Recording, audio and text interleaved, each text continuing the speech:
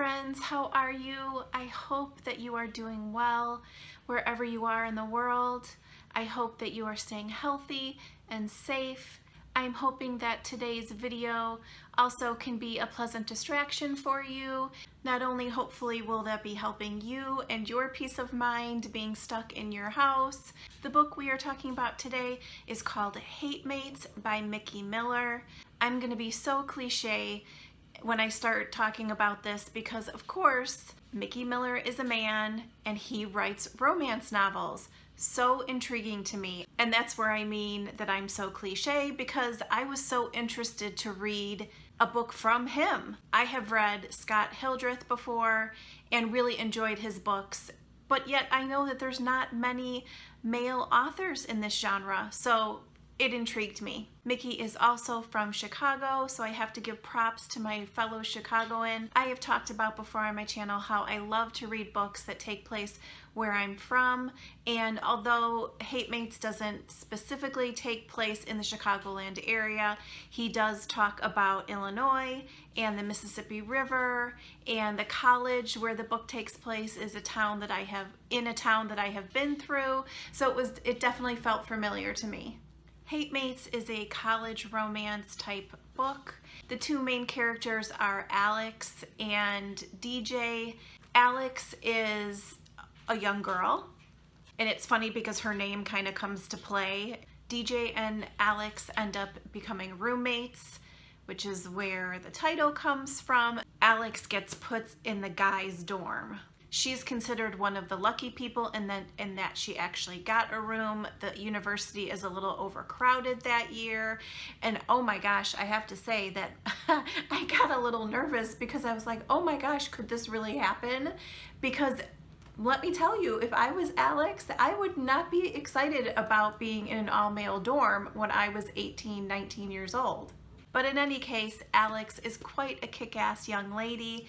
She's edgy, she has tattoos, she has piercings, she's smart, she is, kind of an old soul. She's been through a lot in her young life already. DJ has a familial connection to the university. People assume that DJ is this kind of rich jock persona, kind of the big man on campus. I had preconceived notions about DJ that I got right off the bat with him, and I was very curious to see if Mickey could change my mind with how I felt about DJ. I have talked before about how it's easy for me to connect with female characters and that the guys usually have to work a little bit harder, and I wanted to see how hard DJ was going to work. This book read to me very much like a college romance. I personally didn't go away to school, but I visited my friends. All my friends went away. I visited them. I spent a lot of time on college campuses. I understand the college life, but myself didn't want that kind of college experience, even going back as long ago as that was. At this point in my life, do I regret not going away to school? A little bit. In the similarity that I can draw between myself and Alex at the same age, the things that I didn't like and didn't want to experience about college were in this book.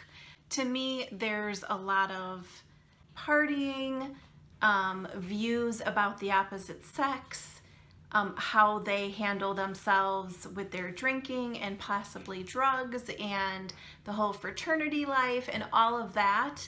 And so it was really nice for me to be able to pick out the points where I felt like I connected to the story. And that was through Alex's friendships that she made the first couple days of school, and as well DJ's friendships that he made. They both seemed to be on the same wavelength when it came to maturity and kind of what they wanted out of college. And I respected that and I appreciated that because that was more similar to how I felt at their age. I loved how Mickey wrote their friendships with their immediate group of friends that they became close with. I'm kind of hoping, and I actually maybe have read on his Facebook page today that he was writing a second book in this world with friends of theirs, and I was super excited to read that, and I'm hoping that I read that the right way and it's gonna happen. This book definitely has some sexy moments.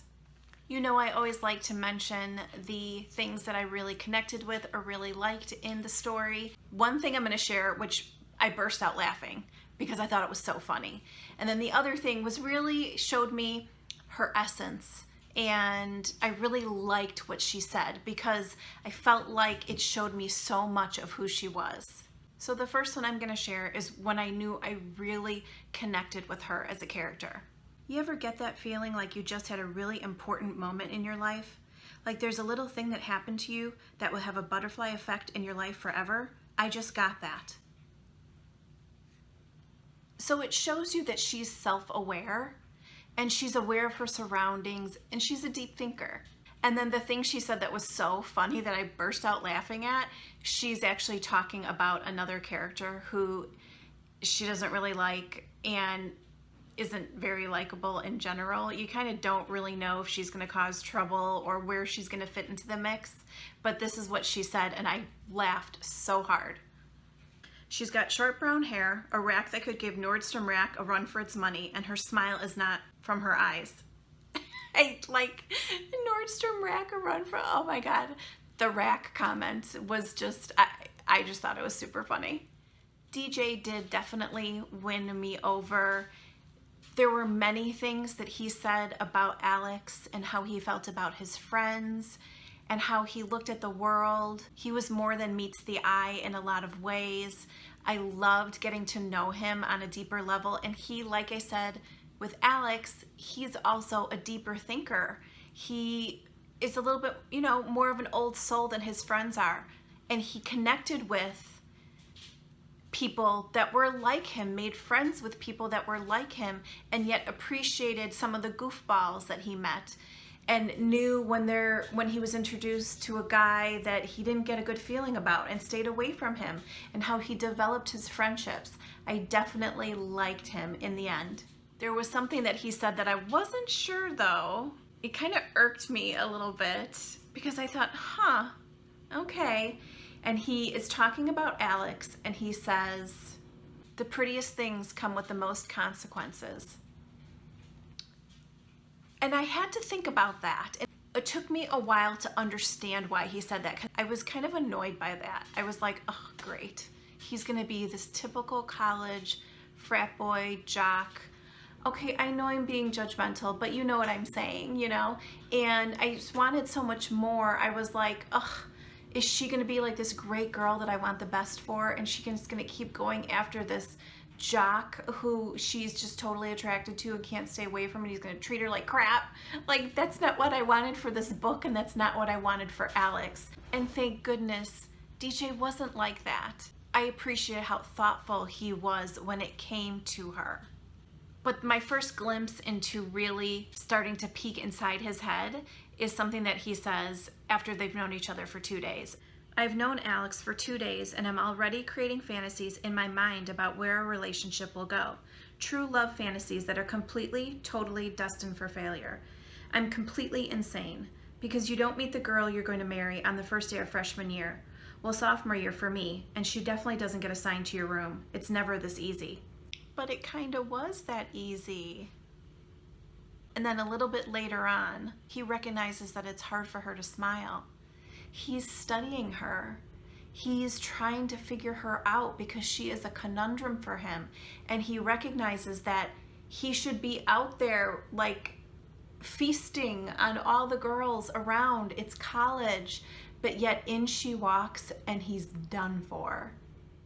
It's funny, Mickey wrote something that I really thought a lot about, and it was just, I was surprised how much I thought about. Somebody tells Alex, tall, handsome, or rich, pick two. When she's thinking about dating somebody, marrying somebody, whatever, being in a relationship with somebody. If you really want to think long and hard about relationships and where they come into your life and who comes into your life at what moments in your life, similar to what Alex said that I mentioned before about having one of those moments that's like a butterfly effect in your life, And when you think about those people that come into your life, when they come into your life, and then try to apply the men, for me, the men in my life, tall, handsome, or rich, pick two, and who I ended up marrying, I don't think Mickey meant us readers to focus on that, but let me tell you, I thought long and hard about that, and it was kind of an interesting thing to dive into in my mind. You know, why can't we have it all? Why can't DJ and Alex meet on the first day of school and that happens to be the person that they're going to marry, spend their life with, however the book ends up, right? It's important for me as a reader to connect to a story. And, you know, I enjoy figuring out those parts that I really connect with. And those are what I like to share with you. So I thought that those two things really came together for me in a way in this book that really surprised me.